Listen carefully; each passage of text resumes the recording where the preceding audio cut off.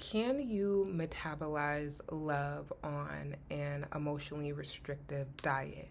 Now, the definition of love is fluid and ever changing and very personalized to you, but for the purpose of this video, I am going to be speaking about love through the definition of surrender. One thing that I am realizing and really pondering, can you just be a taker, a recipient of love without giving it? And I think from a surface level, right, the experience, maybe not of love, but the experience of courting, the experience of romance, you absolutely could be a recipient without any participation. But if we're understanding love through the definition of surrender, can you truly understand love on the atomic level, right? Can you truly understand love through the lens of communion if you don't have the emotional depth or vocabulary to articulate or understand? Because when we're thinking about articulation, when we're thinking about love through the lens of learning, it's not just the verbiage that's coming out your mouth, right? It's not just this idea of repetition. Even when we're looking at how do you master topics, it is this digestion of information, this intimate relationship in which you have with the learning material. Now, when we spin this conversation back to the romantic lens, back to a loving lens, if you are purposely not exploring depths emotionally, how does that create a fixed definition of love? And how do you know that you are operating out of a fixed definition of love? What are the barriers that you would feel internally? What are the ceilings in which you would meet? And this is what I think a lot of people experience, is like the glass ceiling emotionally, where it requires you to do more, right? And that requirement that I'm speaking about is your willingness to participate, your willingness to surrender, right? Going back to the definition of love in which we're talking about right now, love through the lens of surrender.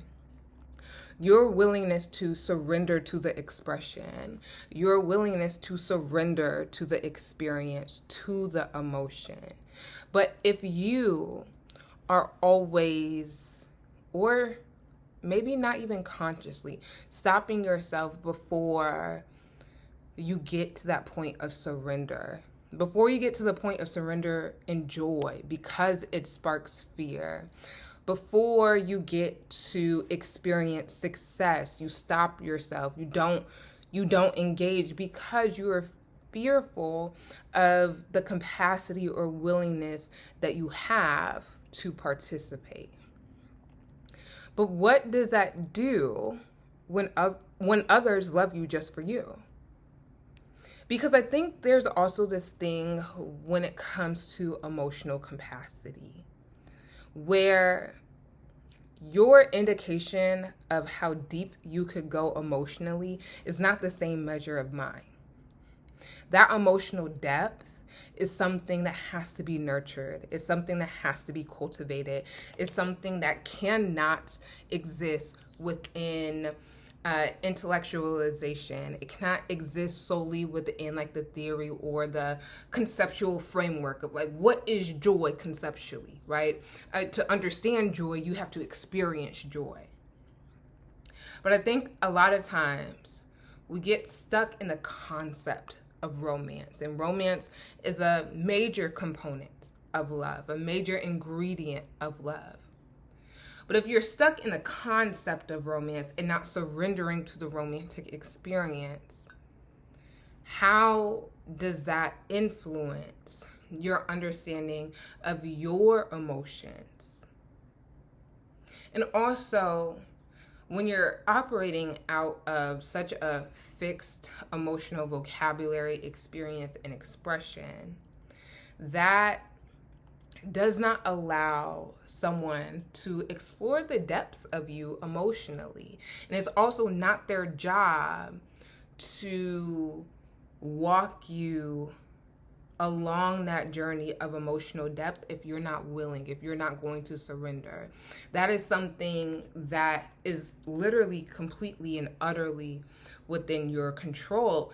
And the thing here is you are going to have to meet yourself again in spaces in which you may be suppressed. But then that's not the most challenging part.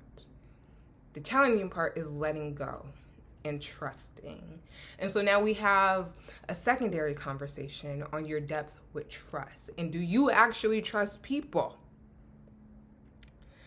And where does your distrust stem from? And is there a possibility for you not to generalize distrust? And I think, transparently speaking, that is a space that I'm actively working through, right? Because it is easier to not trust people and move through life automatically, like not really trusting of others, until you are met with a space in the capacity limit on the depth that you can go emotionally. And see, that distrust does get you far. That's the thing that people don't talk about, is that abrasiveness that we have had towards the world emotionally, or the safeguarding, maybe that's a better framing of what I'm saying, has gotten us far.